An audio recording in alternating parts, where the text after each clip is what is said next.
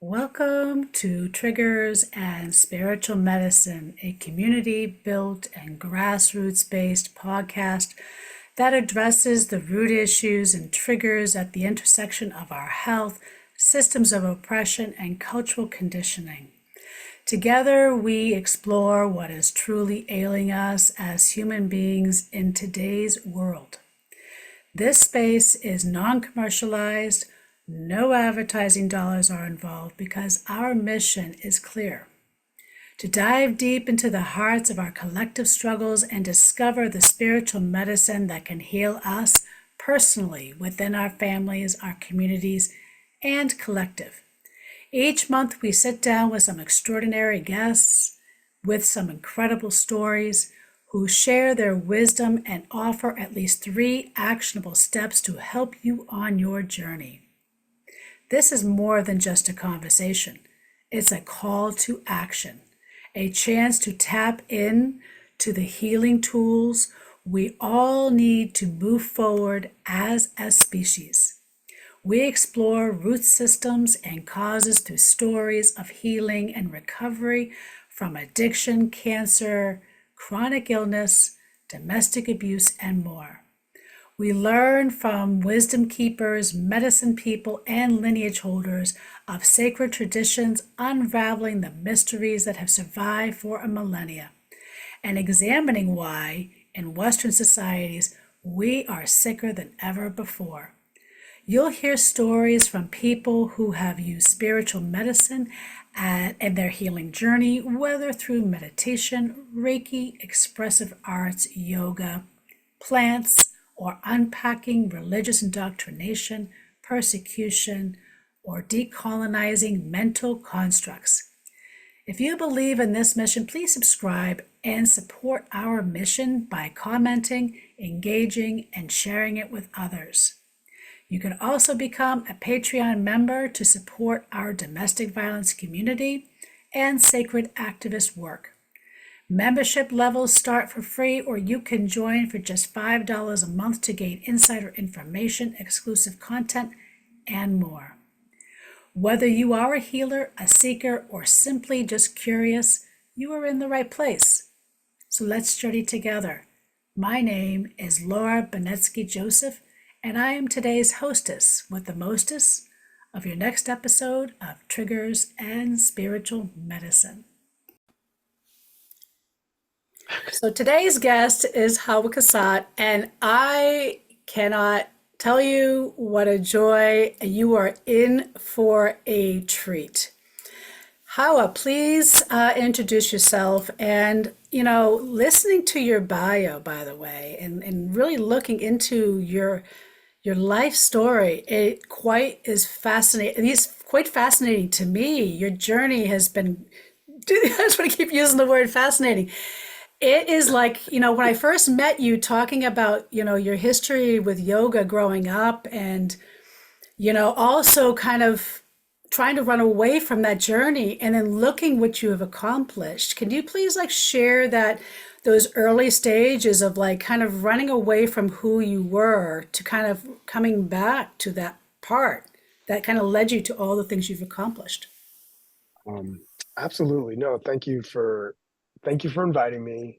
Thanks for having me on the show. It's an honor to be here, and yeah, I just want to lift you up for the work you're doing in creating spaces for these conversations that are so important and vital to our global planetary healing and transformation. So thank you for doing that. And it was awesome to meet you in person at Kripalu. Um, so thanks for coming to that training. Shout out to our crew there for Mastering Alchemy, the retreat. Um, yeah, I'm zooming in right now from California.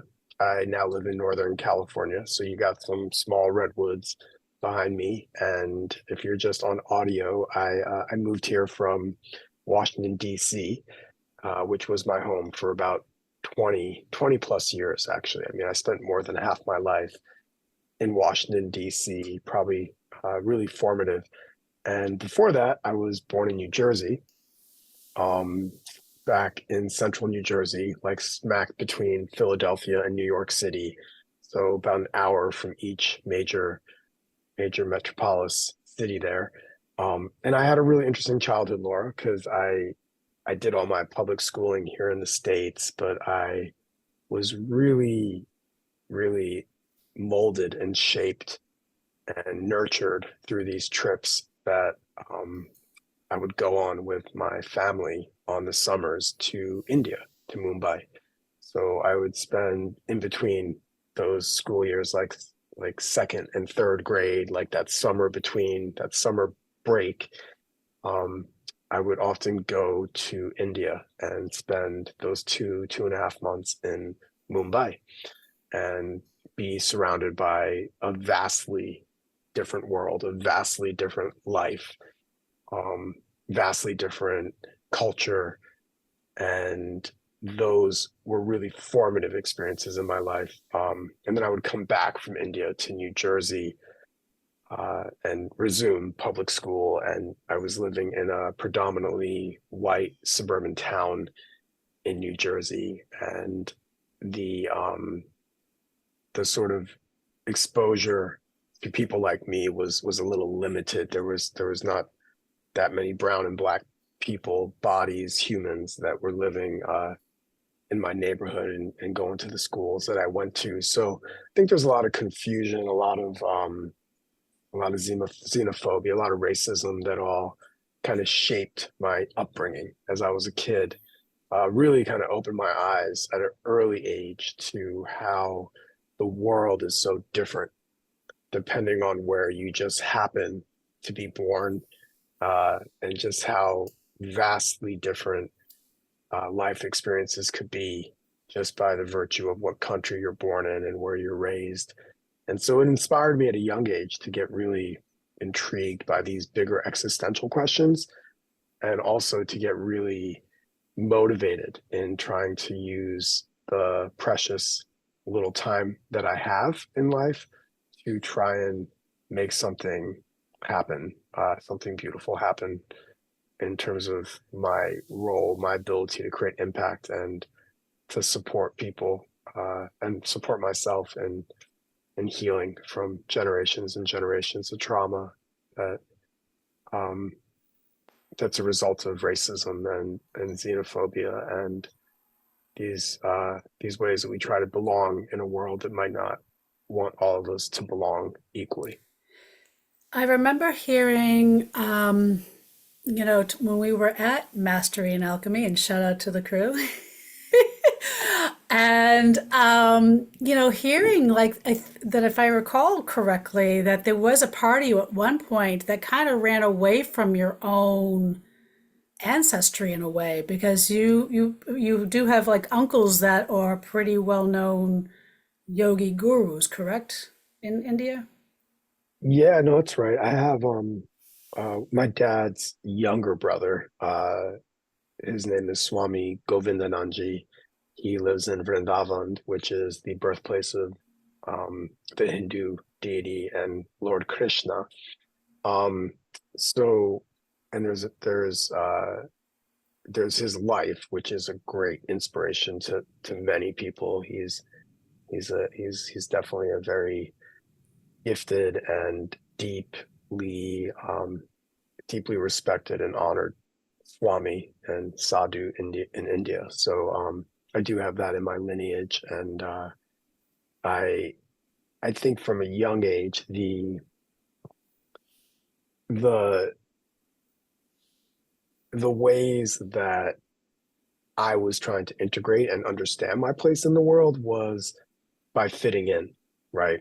And so where I fit in and where I was trying to fit in was where I predominantly spent most of my time, which was up until I left for college, which was to Washington, D.C. Up until that time, it was in New Jersey. And so to fit in the white suburban town of New Jersey where I lived, I very quickly recognized and felt in my body and through my lived experience that that fitting in was not me speaking Hindi with my mom and my dad, right? Uh, Fitting in was not um, was not my friends walking into my bedroom, which in my younger years was like my mom's prayer room. It was her puja room, and seeing images of like the six-armed Durgama, goddess, or the Ganesh, uh, which is the elephant-headed deity and god in Hinduism and the pantheon, sitting in the doorway, or like a large image of Hanuman, the monkey god with the monkey face, carrying a mountain over my bed. These big images that were in my bedroom would cause uh,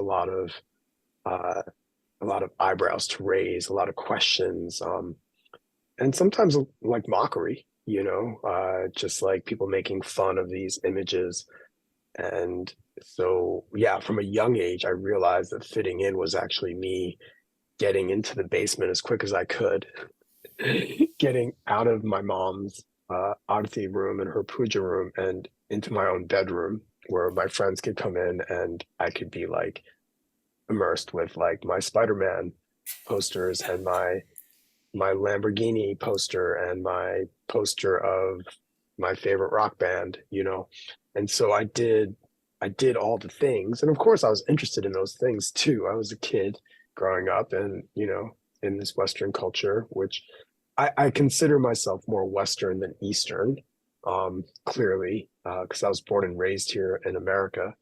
But I sometimes like feel that my heart and my disposition is probably as close to Eastern as a Westerner can get, if that makes sense.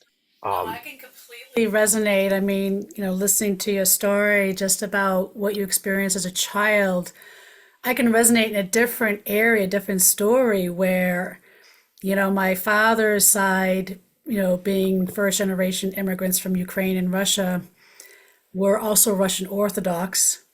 And my mother was Catholic, Irish Catholic.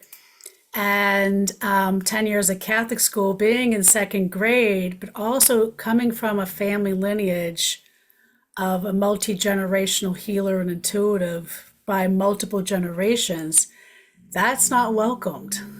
So I yeah, had those inner conflicts, and I remember being in second grade almost feeling like I was going to get expelled from Catholic school because I had a prayer request very innocently about my grandfather, and just, I mean, slightly different, but it's like what we experience that forms us as children, right? It's like those foundational things, and it forms our belief systems. And, so I actually spent, because of that, running away from my own ancestry and my own who I was as a multi-generational healer and intuitive. Now I like kind of throwing it out there, crone witch, just because as somebody put it, it's like you're reclaiming that aspect, right? So it's quite fascinating when I hear this, and I can see this little boy and just feeling like what that feels like, and I know what some of that teasing feels like, right? For those who've been teased as children, and then you want to conform, and I did. I tried to conform. I tried to forget. I tried to unpack. I tried to say, no, I can't do that. I'm not going to listen to this, and yeah, mhm. I grew up. I mean, there's a lot of weird stuff that happens in Boston, but how did that shape you though? Because it also, like, you had these gifts. It's like the duality, right? And it's like the duality that happens simultaneously of who you are versus here's this other piece, and then how you integrate it, right? Yeah, And so when you move to DC, one of the things I kind of want to move to is, what was that moment? What was that triggering moment that made you go, aha, to basically want to reclaim all those things you were running away from? yeah, that's a great question. Um, it's a great question. I mean, I think to start, there's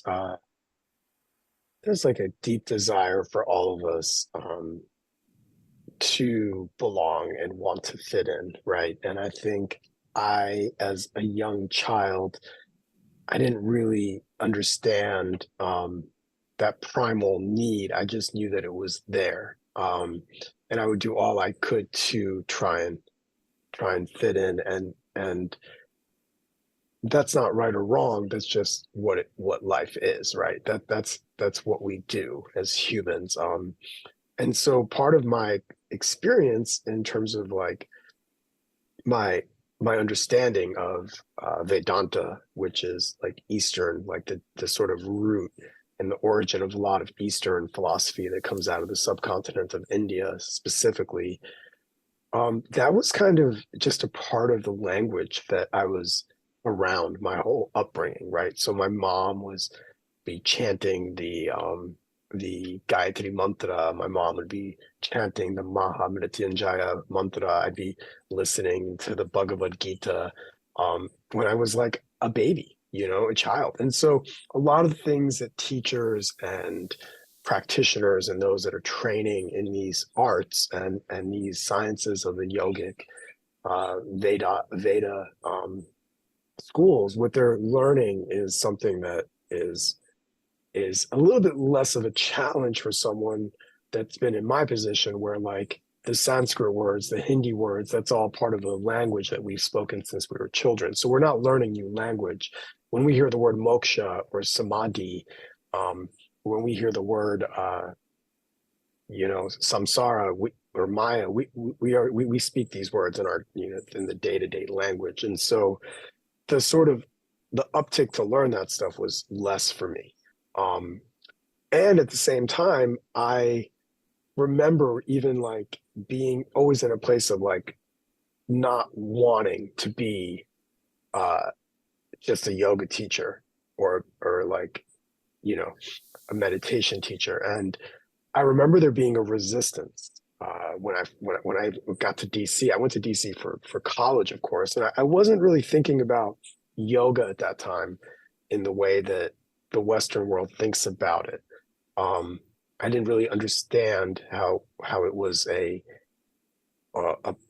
physical exercise as Westerners have interpreted yoga to be. I've always known yoga to be a much more expansive practice around the depths of our ability to understand our relationality to the universe and our deeper gifts and purpose in life.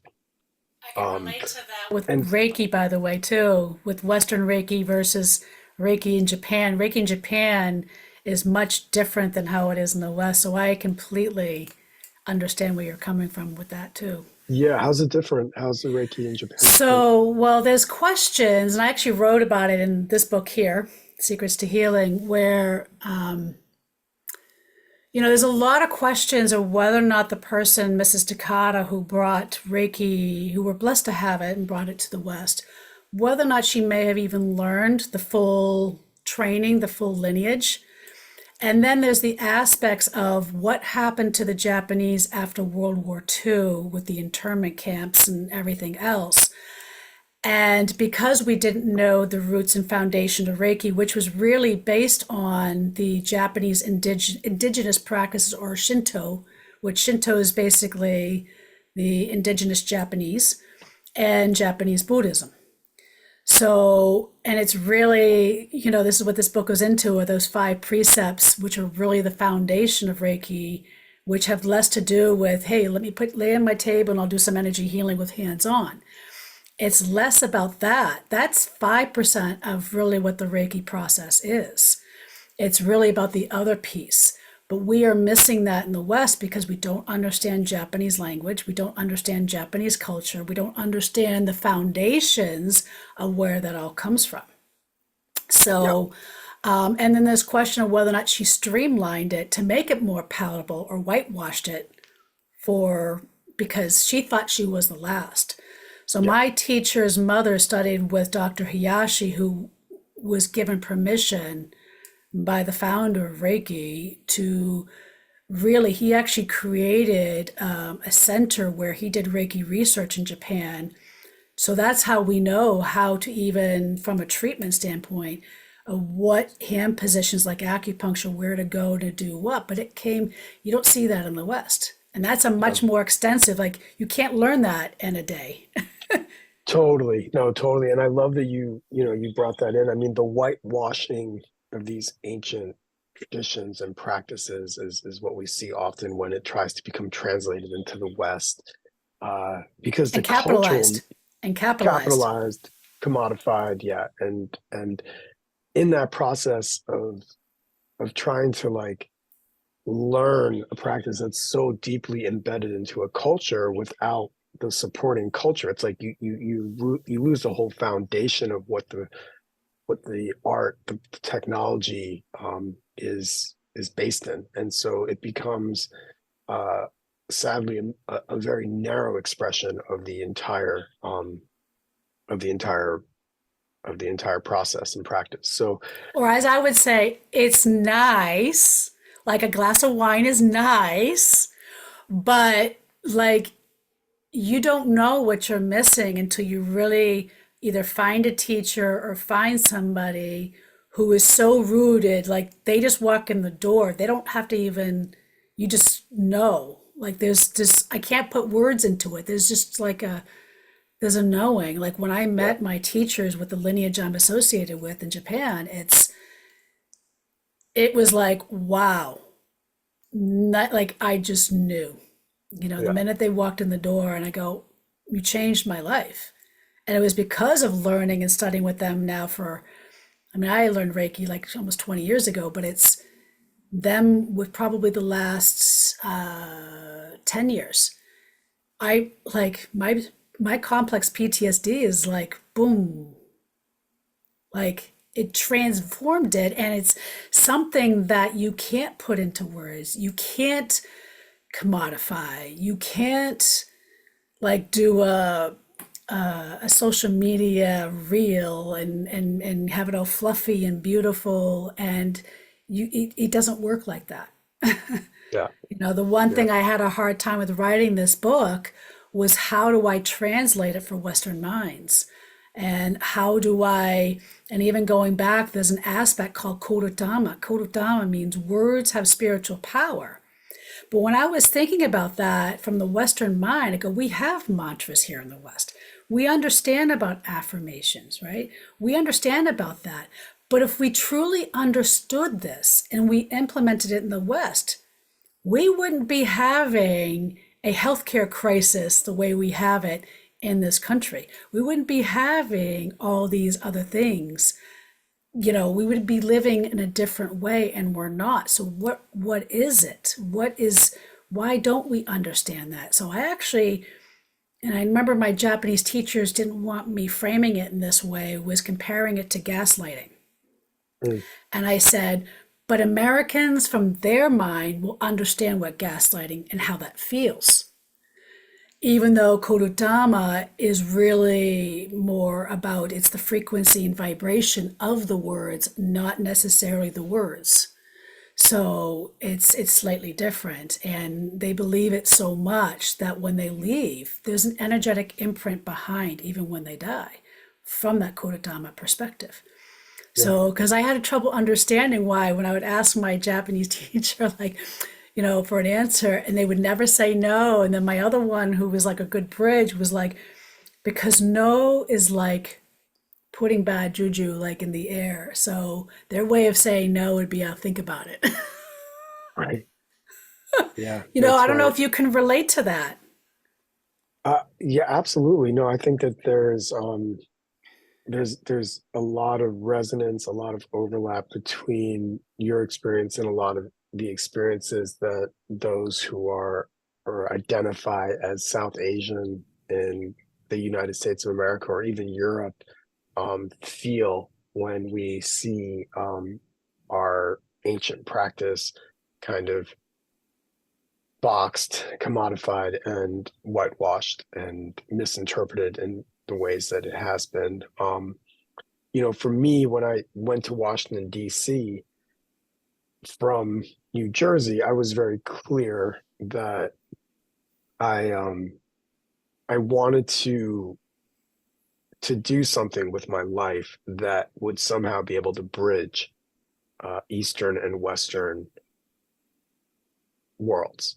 And most importantly, I was impacted really deeply as a kid from the poverty I was experiencing and seeing in India. And so while in India, being confronted with and experiencing and being with people that had very little running water, very little electricity, being with cousins that did not have as much access to the types of resources, material resources, even just like shoes and clothes as I did and my sister did. Like those experiences made me feel very much in my gut that I wanted to do something that could create some kind of impact around what I found to be just unfair, right? And I didn't have words or language yet for this. I didn't even have really good words or language for institutional racism or structural violence. I didn't understand what economic justice was at this young age. Like in my teens, when I was 15 or 13 years old, I just knew that something felt really wrong. I felt like something was really off, and there was an imbalance in how we were organizing the world. It felt unfortunate to me that in one part of the world there could be so much waste, and in another part of the world there could be so much scarcity, right?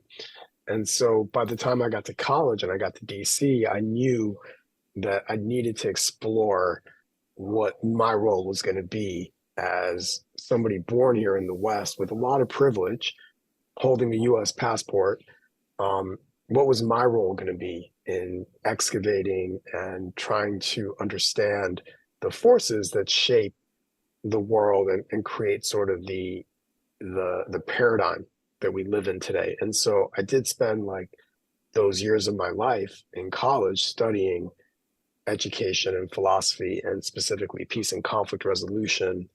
um, I didn't set out to fully. I don't think I fully understood what I was getting into. Like by my junior year of college, I moved into an AmeriCorps program where I was a big brother and a mentor to third and fourth graders, and that's when I started to see how education was really missing what I found to be one of the most important parts of learning, which is creating a desire and a love for learning and teaching to the whole person, the whole child, uh, as as a being that is filled with a lot of needs, um, that are social and emotional needs, as well as academic intellectual needs, right? And so how do we meet the social and emotional needs, the foundational needs that children have?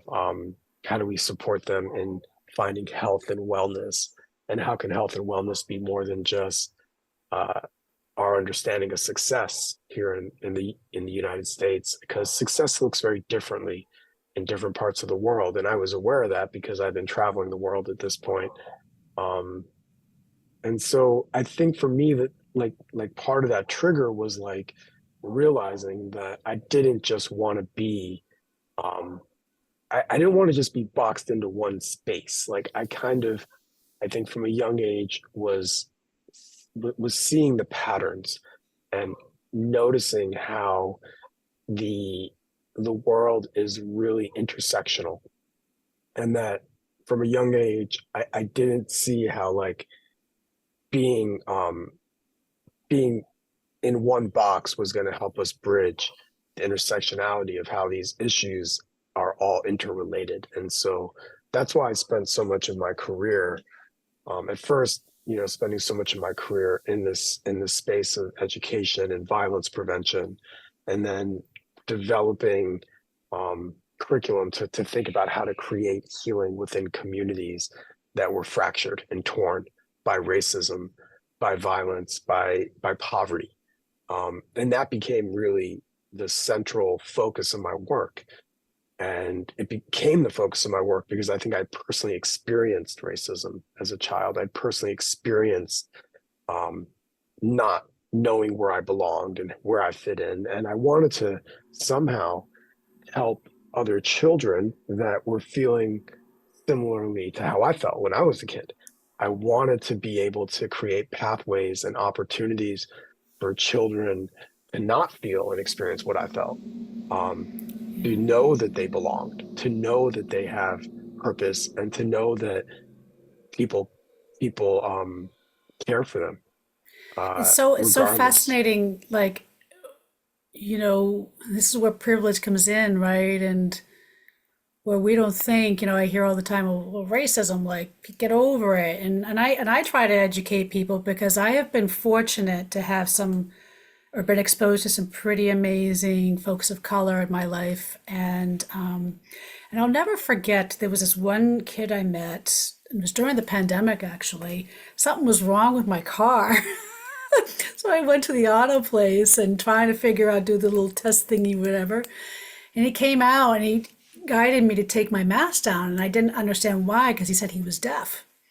So just because the natural, curious conversation that I was just how I do is I always ask is, oh, how did you lose your hearing? Because he was very young and he was kind of shy, and I kind of knew why he was a little shy about coming forth with why. But it turned out we had this amazing conversation, and so I invited him to possibly come do some stuff at my space. And he made a kind of a polite gesture and was like, folks like me tried to avoid that town and gave me a good schooling as to why. And he says, I have a great relationship with the police department here.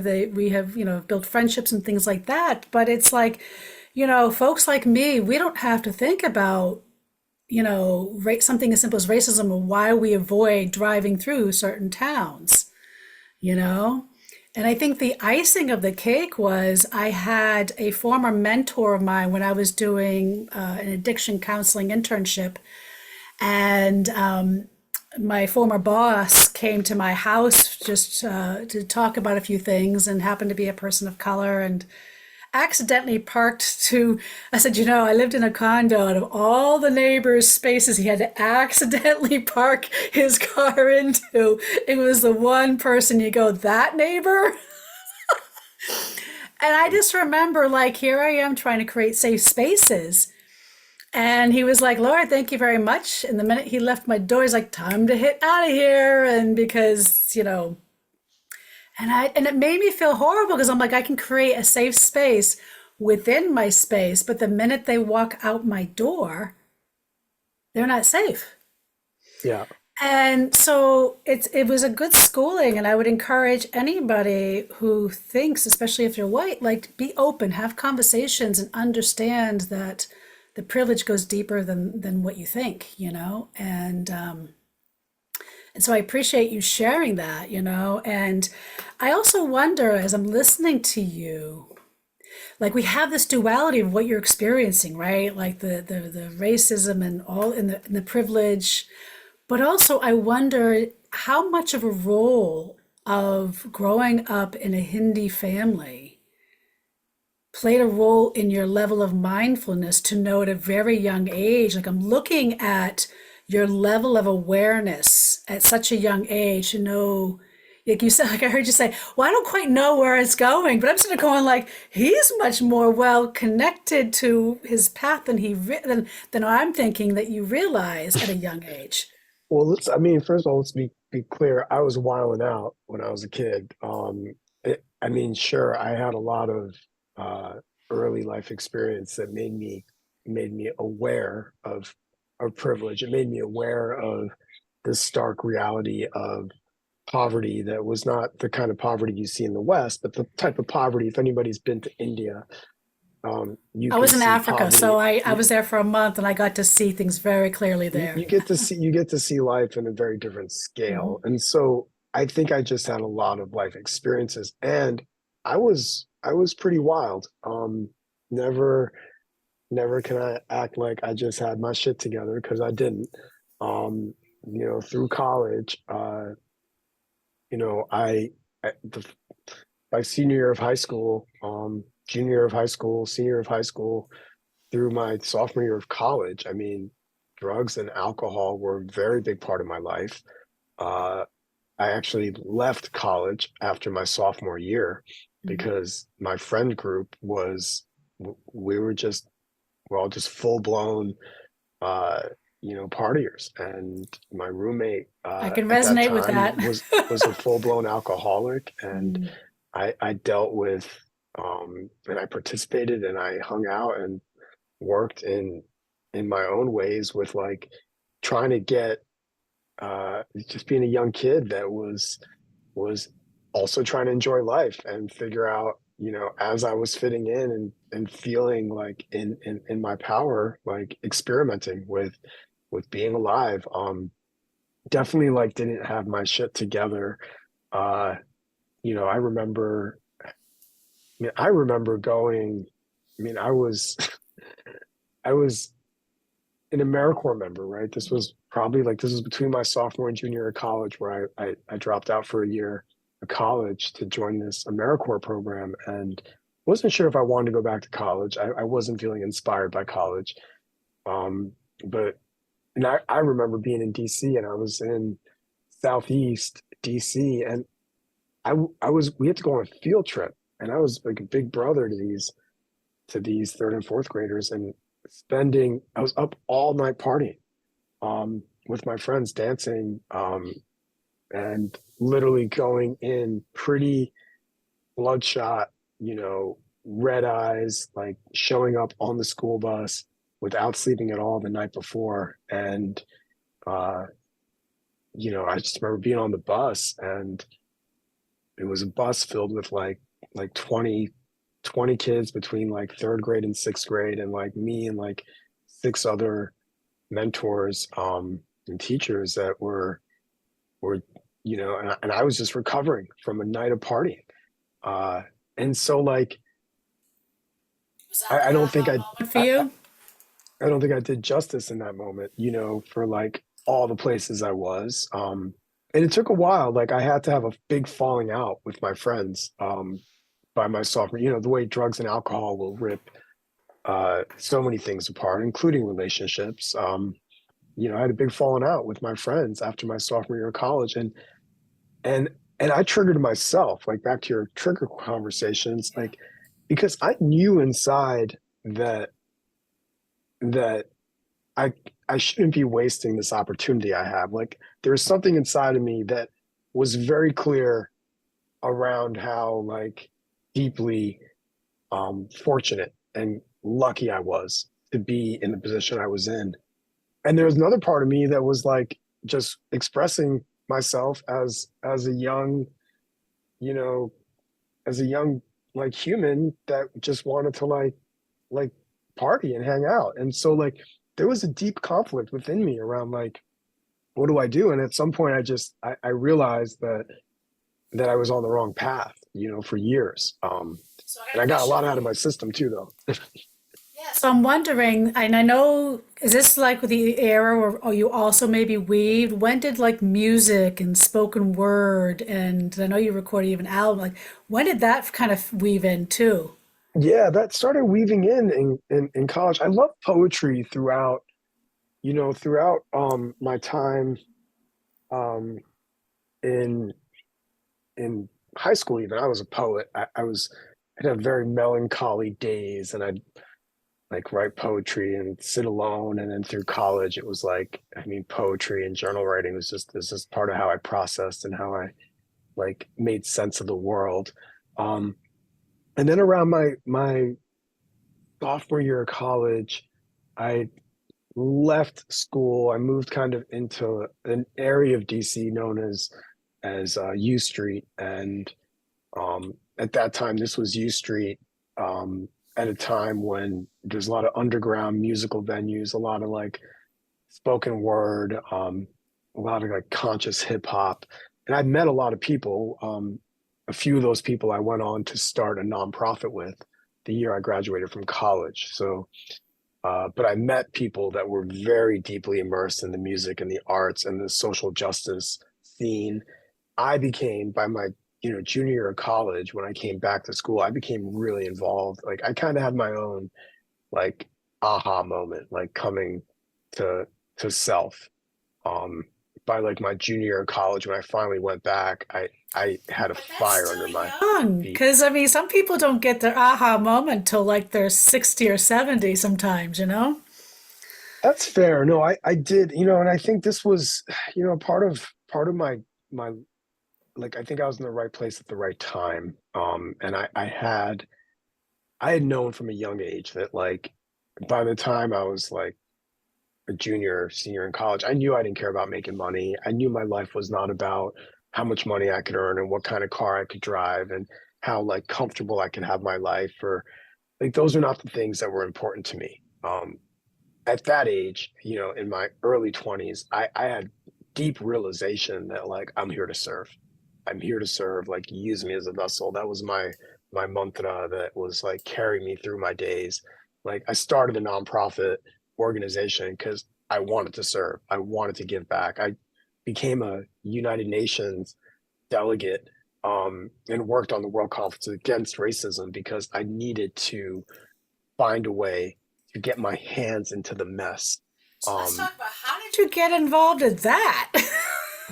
Like, where did yeah, that come well, about? Like, because I mean, that's like, creating a nonprofit is nice, right? Like, but then how do you go from like nonprofit, just getting out of college to the UN?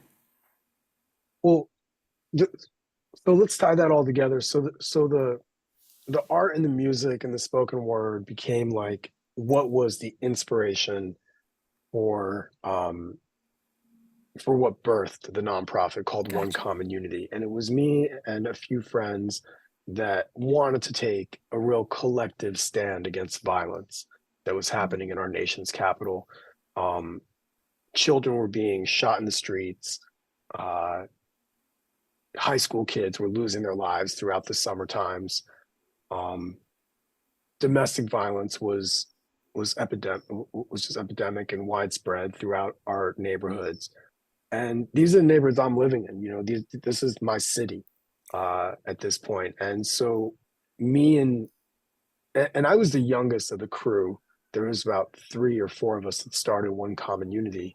And they were older than me. They were like almost like mentors to me. They were like 5, 6, 7 years older than me. And so I spent time learning from them and being immersed in like this deep excavating of like revolutionary movements and social justice movements around the world.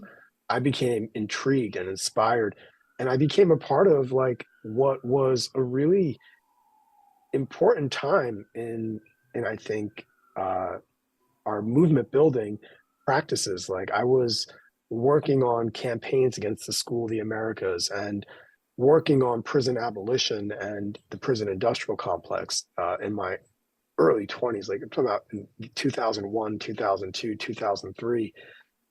And so, and being in Washington, D.C., like I just happened to be in the place where one of the places where these are where protest movements were being driven and born. And this is where people were coming from around the country to protest.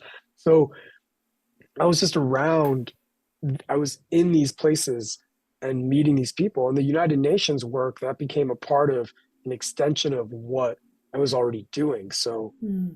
there was an opportunity to apply for a fellowship to be an ambassador, like a youth ambassador to the United Nations. And I applied at that point. It was like around right when I graduated, like senior year of college. And I spent a year uh, working in this youth against racism project. Mm. And so you'll kind of see the thread of like this youth work, this positive youth development work. We're in high schools, we're in middle schools. I'm also still pretty young in my journey. Um, and I think that became really pivotal in like shaping what became the arc of my life. Like I didn't I wanted to be a spoken word poet, and I was, and I'd go and I'd do my poetry and I'd write and perform, and I'd be playing my drums with my friends at the drum circles.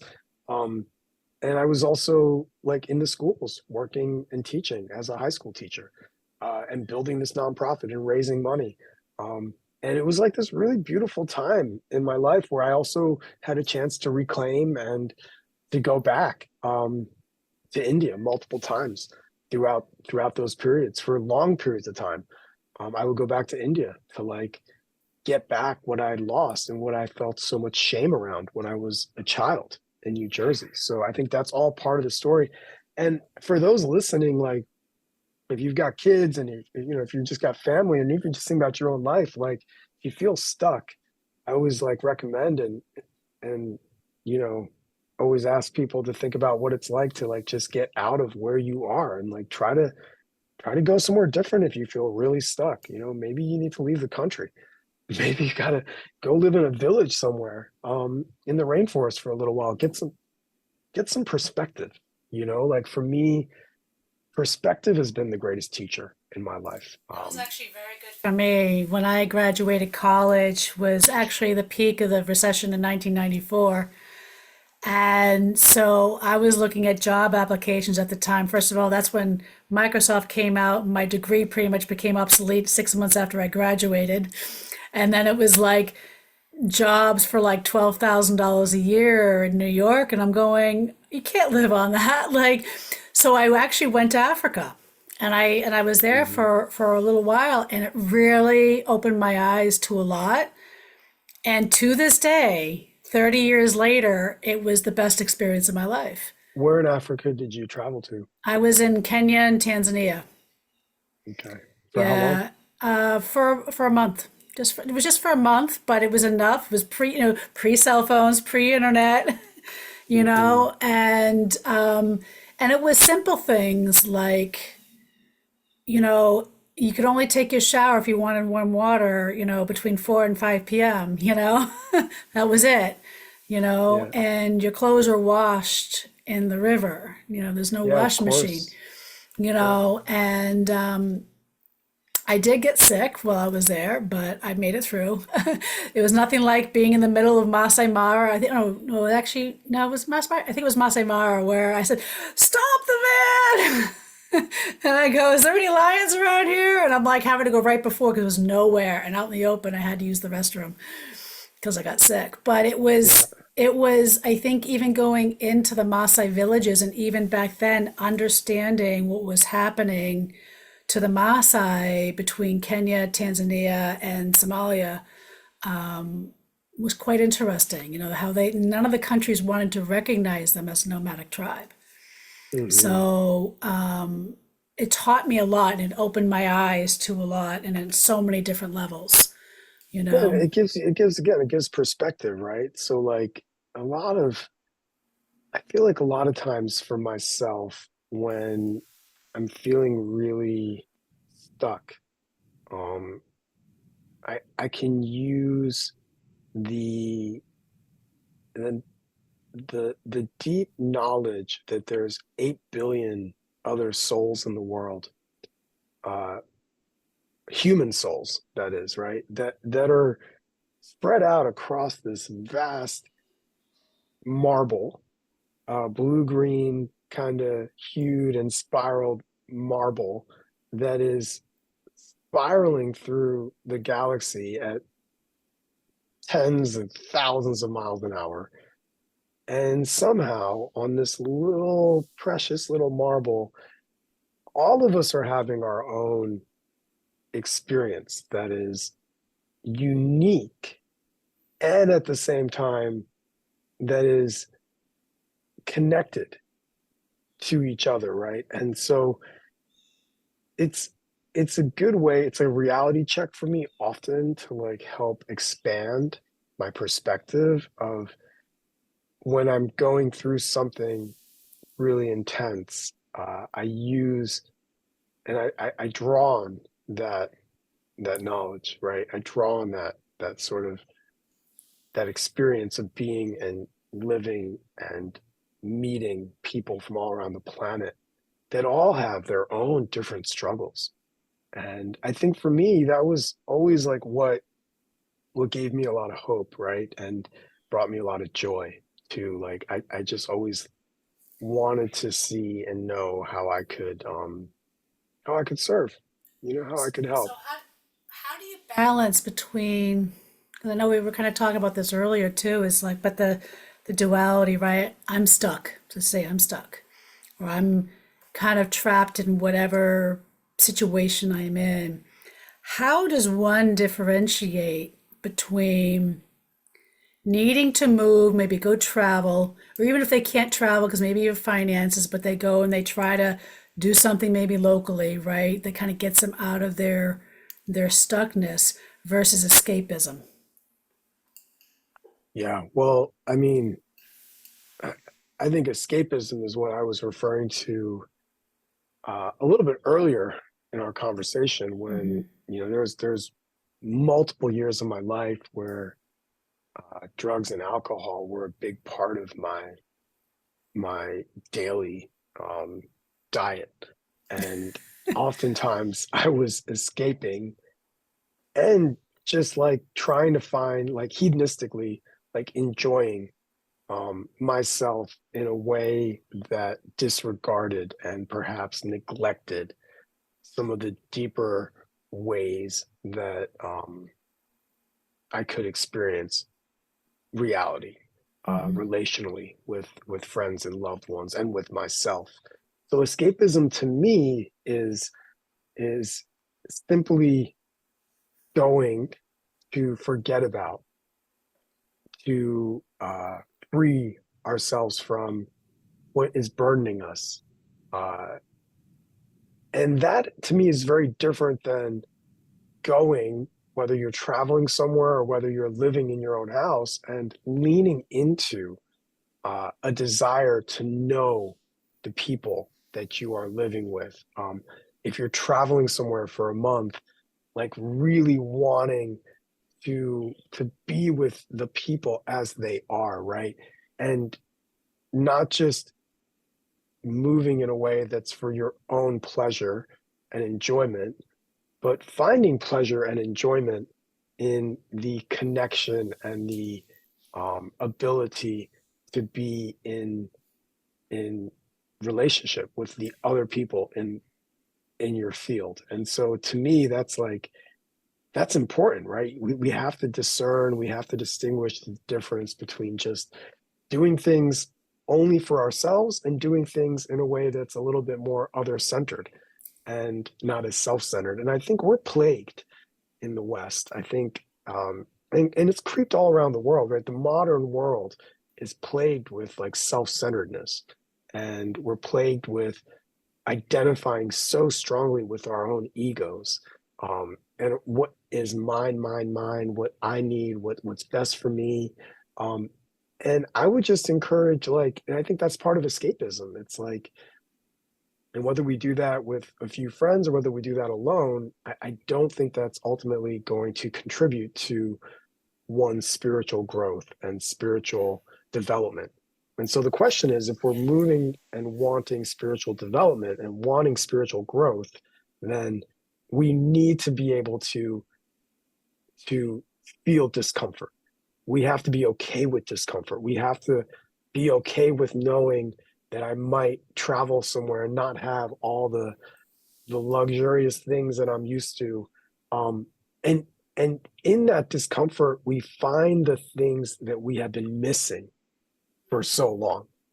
And we don't That find the things we're missing until we actually begin to let go of the things that we're holding on to so tight. And absolutely. so I mean, what we're that's like when I was in Africa, it was those very things, the lack of comfort, all those things, the people, even we got rained out, and we broke down, and it was just, it was everything. I can't it even creates put an important words into it, pressure. but the people, yeah, I mean, I was Yeah, there for self-discovery. I mean, I couldn't have done it if I even went, by the way, with other, like with another person or a friend or a boyfriend or a totally. husband or because I literally went there, and I even went and journaled, my whole thing is to meet the people, Yeah. but I also, I come from I come from a family that talks to animals too. So, Well, and I so think that's another word you could use. Like, I think self-discovery is different than escapism, yeah. right? And I think it's an intentionality also. It's having the intention, having this inertia for wanting to unravel and to disintegrate and to dissolve the stories that we're so bound into and held prisoner to. I think that's crucial. And if we don't develop that parami is a Buddhist word for, like, it's sort of this way that the mind can move. If we don't develop that mental attitude, then we remain stuck within the same cyclical patterns that we have been trapped in for years or months or decades, right? And so to really start shaking things up, we have to be willing to put ourselves into the pressure pot and the pressure cooker. And not all of us deal well with pressure. I understand that. And sometimes pressure can create a lot of anxiety and stress. Um, and not all stress, we have all the stress reduction courses and stress management courses. Not all stress is bad. Some stress is really, really vital Or for sometimes I say all it takes is our just healing. bringing back that curious child that is just curious and inquisitive, and that can actually dial down the stress monitor or the overwhelm monitor. Is just be curious and bear witness to when you start unpacking, when you start unraveling, right? It's part of the process. And, healing is not comfortable. It's not linear either. Yep.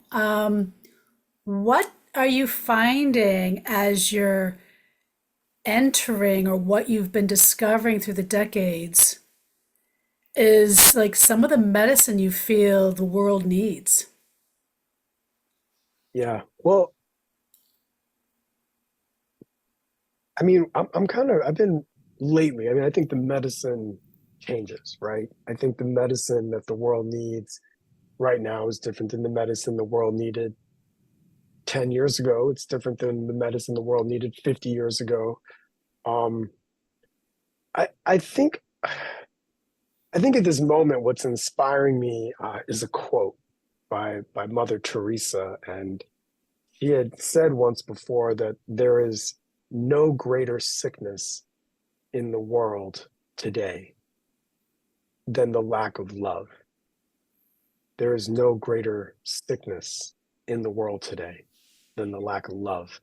And I I think it's important to ground and know that like love can be understood differently by just different people all around the world, right? And so like finding commonality and definitions is important. I was gonna But say, because I said I do I think sometimes that give like a homework assignment is like define what love is, because I think that's a whole thing. How do you define it? yeah, and in this way, like the way Mother Teresa I think meant it, Mhm. at least my interpretation of the sickness in the world as a lack of love, I see that as a lack of kindness, a lack of generosity, Mhm. a lack of empathy. Um, and I would even go so far to say like radical love, which is the act of of of justice.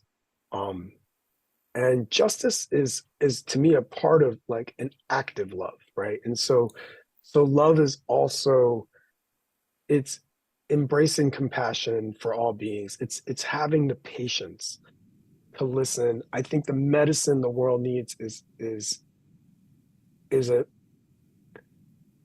is a willingness to embrace our differences, right? And I think we hold on way too tight right now to one perspective as being the only perspective.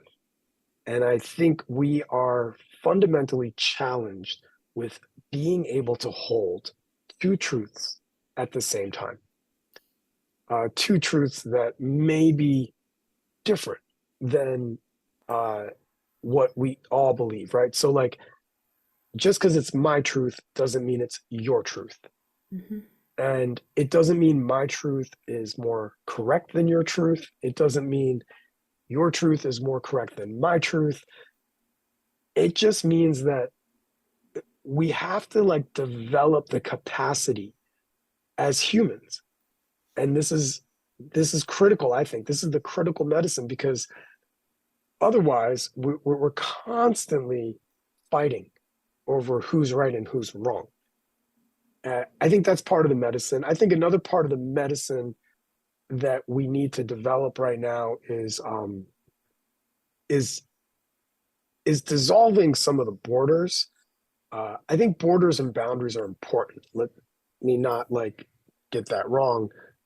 I think we need to have like an ability to dance between creating boundaries so that we can keep ourselves safe, but also to understand that like unless we're also porous, we can't move and we're stuck.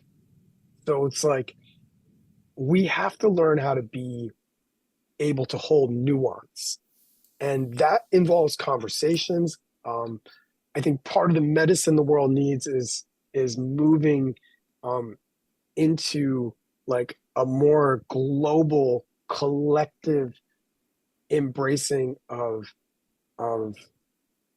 finding a way to share power, share resources, and share uh, and also use and be with the earth in a way that is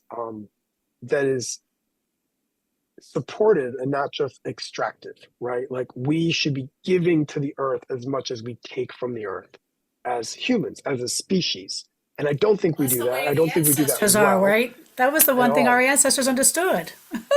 Absolutely. The many civilizations understood this before the modern world and Mhm. post industrialization. And so I think part of that, like medicine, is like love, which is kindness, generosity, compassion, justice, mixed with like holding two truths at the same time. And the capacity that, and then I think we have to put on top of that medicine, we have to put on top of that a lens and a framework for building a world that has the infrastructure to support our species that requires a dismantling of capitalistic systems that typically overly promote competition as a fundamental way that we understand success.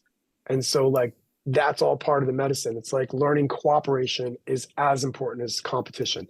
And we do that through like resource sharing and through protecting our rivers and our oceans and our rainforests. And we do that through building consciousness and building awareness. So, those are all the things that I think are absolutely essential for us to do. That's the medicine the world needs right now. So, a couple things that brings to mind. One of the first words I see on your bio is visionary. And it seems like everything that you really envision clearly, you have been able to turn into reality. So you also started a BIPOC farm, am I not correct on that? And was it That's right. Virginia? Yeah. We've in the year 2000, I was one of the instigators of the creation of Roots to Sky Sanctuary. We are a 125-acre regenerative farm and healing arts center located at the border of West Virginia in Appalachia, eastern United States. And so we're coming into our fourth year of healing with the land and being stewards of the land and really lifting up indigenous wisdom and traditions um, and really guiding our movements, guiding our work through through what we've done well, right? So there's a lot of things that we've done really well as a human species. There are there are practices that we can resurrect that have been lost, and so we're doing that at the sanctuary. Beautiful. And you also recently started a podcast. What led you to the podcast and what led you to the name Everlutionary? Yeah, well, thanks for lifting that up. My podcast. I feel like it's been a couple of decades in the making. I just never had time to launch it. I've been thinking about a podcast for probably over ten years. But I've been so overly inundated with my work as an executive director and as the leader of a nonprofit, and then my work around the country as a movement builder. And I just never had the capacity and the bandwidth to start the podcast. So the word evolutionary is actually not a new word for me. I've been using that word as like a stage name. That was my name as a spoken word poet for a lot of years. I wrote a book called Everlutionary. It was like this pamphlet. I guess you couldn't call it a book, but it was like my own little manifesto, my evolutionary manifesto. And it was just kind of looking at where revolution meets evolution, how we're ever evolving. And it was a play on words for me. It was a play on the word revolution and evolution, both things which concepts which I've been deeply fascinated with my whole life. And so the podcast is called Everlutionary. I'm just coming up on to episode 10. I launched it about 4 months ago. We're looking at mysticism and healing and how to transform the world through our voices. And I lift up change makers around the planet that are doing just that. A lot of storytelling. But yeah, no, I love the podcast.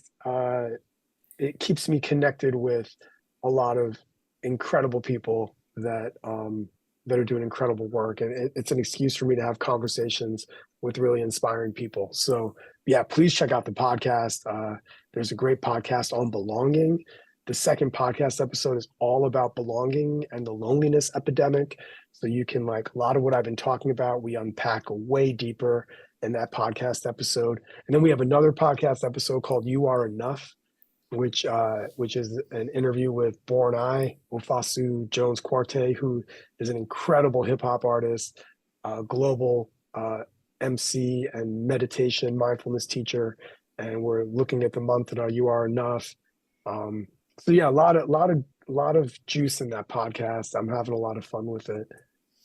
So where do you, I mean, that word in itself says so much. And for those that are listening and they might be going like, geez, but I don't know where to begin. Where do I begin to start making maybe some of the changes or weaving some of the things that you talked about that you were able to weave in your life? What would be some of the tips you would give them to look at to start? Yeah, well, I mean, I would, if you're interested in going deeper in your own life, I would first try to find some teachers out there, some guides. You know, it's always good to. My life would not be. I would not be where I am in my life without the incredible teachers and guides I've had. And I think back on the last, just my whole life. I'm just like extremely grateful for the inspiration, for the people, the professors, the weekend immersions, the intensives, like just so many guides. I think it's part of this like modern world, uh, Western kind of sometimes framework that we're just gonna do it all on our own and we're gonna figure it out. And I'm a free spirit and I'm just open to the universe. And it's like, yeah, and there's also a lot of fundamentals that Right? we can all be learning, and we all need to have like fundamental uh like like roots. We got to dig our roots into the ground, and sometimes it's helpful to be in community to do that. So I would first start just by encouraging people to, find a community, find other practitioners. Who are you surrounding yourself with? Who do you spend the most time with? Are those people inspiring you? Are those people doing things to shake things up and give you new perspective? You know, I would start there. I've got a course on nonviolence that starts in about a month. It's a virtual online learning course, once a week for like 5 sessions. We'd be looking at nonviolence, ahimsa, and the roots and the origins of nonviolence. We'll be studying like how violence comes up in our own personal lives. You can enroll for courses like that. Um, you can do some study. I would say start there. Find people to be inspired by. What would be, yeah, I mean, there's so much here. I mean, I could go on for probably another few hours just like talking to you and just, I mean, like I said earlier, like your ability to envision something and make it become reality is so beautiful. So, Oh, thank you, Laura. and I knew like when I just know like when I meet somebody, I go, this, yeah. Yeah. But let's not get that confused though, right, Laura? Like It's a there's a weaving. lot of steps in between there, and I don't want people listening to just be like, oh, like if I just think about it, it's going to happen. Like manifestation for me has been work. Yeah. I No, it's not I easy. I I work hard. Anybody that knows me knows like I put time in. Like I'm the guy that'll be up till 3 in the morning sometimes working on a project. Yeah. I get obsessed. Like first of all, I get obsessed with learning. And once I want to learn about something, I don't put that book down. I don't stop digging until I feel like I've really figured it out. And then if I want to, if I even if I have a vision or an idea for a project, we talked about Roots Disguise Sanctuary, the BIPOC farm. That didn't happen overnight. That Yeah. was like, I mean, that was like a lot of work, and and it continues to be. It's a lot of conversations, and it's ongoing. Um, it's No, I can really, appreciate that it's a because, difference yeah. between sitting on the couch and watching like and binging on Netflix all day, and like really like deciding like I'm not going to sit on the couch for 8 hours and binge on Netflix, and I'm going to spend my time manifesting something. Yeah. Honestly, But I think that's the like key, right? Like like manifestation means action. manifestation is action. It's commitment to your vision. It's not just having a vision. Yeah. It's putting everything down and having single pointed concentration, which is dharma in our Sanskrit term and our yogic terms. It's developing concentration. And so like when I feel like I don't have enough time in the week, I actually sit down and I meditate. Um, it sounds counterintuitive, but like if you don't have a lot of time, I recommend you sit down and meditate a lot more, because it'll help you filter through what's most important, what's not most important. And so yeah, like turning idea into reality, vision into reality, that takes saying no to a lot of things. You have to say no to a lot of shit that you do. I have to say no all the time to a lot of things I want to do uh, in order to manifest. So I just want to make sure that we don't like Yeah. whitewash and sugarcoat that for people. That's not like No. a, oh yeah, I just thought about it. No, no. It's been. I No, feel like I used to work that's 3 jobs. I worked 80 hours a week for 2 decades. Literally, I worked probably 80 hours a week. Um, as a teacher, as a nonprofit leader, as somebody that was trying to write books and doing spoken word, like yeah, it's not like it doesn't just happen, y'all. no, we definitely have to have conversations around that too, because that is important, right? Like I know like people look at like the domestic violence work I've been working on. It took 20 years to get to just to get this one, which was really small, like to the grand scope of things. It looks like it's really tiny, but it took 20 years of dedication. It took 20 years, and it's not even something. And I still had to work full time, and so I appreciate that, and I think we don't talk enough about what manifestation really means. It isn't like turn it over to God and they'll take it over. Turn it over to your guys and they'll take it over. No, it means action. It's you it's know? it's a relationship. It's a relationship. Yeah, exactly. I appreciate you saying that. We need spirit guides supporting us on our journey, but our spirit guides need us to also be committed to the destination. Well, So I appreciate you so much. Just one clarity, like where do you see yourself going, like in this whole journey that you've been evolving? I'm working on a new book right now. I and the reason I was able to launch the podcast to tie a loop around that is I stepped down as the director of One Common Unity, the nonprofit organization, about 3 years ago. So I've had about a year and a half to 2 years to just like heal and like decompress from 20 years of like frontline work. And now I'm specifically focused uh, on cultivating and reclaiming and finding my voice again in the world. I think I spent so many years building something, to support youth voices and to create a platform for like movement building. I just really want to like cement myself as someone that can like really have more time and spaciousness in my life too, I don't know if I am trying to work 80 hours a week anymore. I don't think I am. I really want to just do like a few things really well at this point, and those are like me being a teacher and a guide, and supporting people on their journey through my writing, through my podcast. If people want to learn with me, you can always find programs I launch online. I teach in person in Massachusetts. You can visit Roots to Sky Sanctuary. So yeah, I think just like cementing, like doing less, but doing what I do as like hopefully a voice, a reasonable, sane voice in a world that sometimes feels a bit unhinged. Well, the fact that you were able to even do the work you've done for as long as you have, I just know again, like we were just talking about this on Friday, for the track celebration. I'm part of the track coalition here in Massachusetts, and just the celebration on how many people who do activism work get burnt out very quickly. So it's not work for the faint of heart.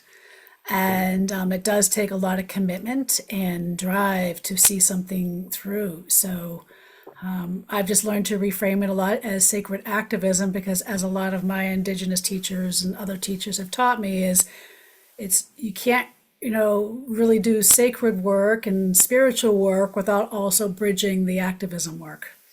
Right. They That's do right. go hand in hand. So how would somebody want to be able to find you?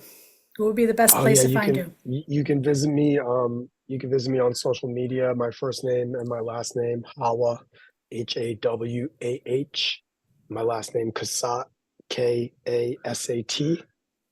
My podcast can be found easily by putting in my first and last name anywhere you find podcasts, or you could type in Everlutionary, Evolutionary, Lutionary, Everlutionary. Just type that in and hit the subscribe button and start listening to my podcast. My website also is just my first and last name.com, hawahkasat.com. I got a link tree page, but most all that you can find me on social media. Register for one of my meditation retreats. I got a silent meditation retreat that I'm leading in December in Kripalu. And if you're out there and you identify as masculine or as a man, I'm leading a men's retreat in December with my dear friend Jean-Jacques in Massachusetts at a venue called Kripalu. So you could come. These are really powerful, like deep excavating and spiritual development work that we're doing for men in men's circles. So you can Well, come to the I men's can retreat as attest well. to how his work, by the way, because I've been exposed to yoga, and my first experience actually to yoga was when actually I was incarcerated by a family court judge in prison. So, and but I'll tell you, I never really, and I have a lot of yogi friends. You were the first person that really, the way you lead, the way you guide people, and the manner in which you do it really made me wanted to learn more. So Mm, I can appreciate you as a human. I appreciate you as a teacher. I appreciate you as a guide and an thank you. author. So thank you so much for joining us. And all the links that we talked about will be in the description. And until next time on Triggers and Spiritual Medicine, have a good day. Oh, bye. So thank you for tuning in to Triggers and Spiritual Medicine podcast. I am your host, Laura Bonetzky Joseph. We hope today's episode provides insights and action steps to support your personal journey. Remember, healing is a continuous process, and by addressing the triggers and what triggers us, we create space for deeper transformation. If you would like to dive deeper into our community and support our sacred activist work, join us on Patreon, where you will find more resources and insider content to empower your healing path. Be sure to subscribe on your favorite podcast platform or on YouTube, and please share, like, and engage with us to help boost our algorithm status. Since this is a community-driven podcast, your support makes a big difference in helping us reach more souls who can benefit from this journey. Stay connected, stay mindful, and keep doing the inner work, because together we are building a community that uplifts and heals. Until next time, stay grounded and take care of your soul. Have a great day.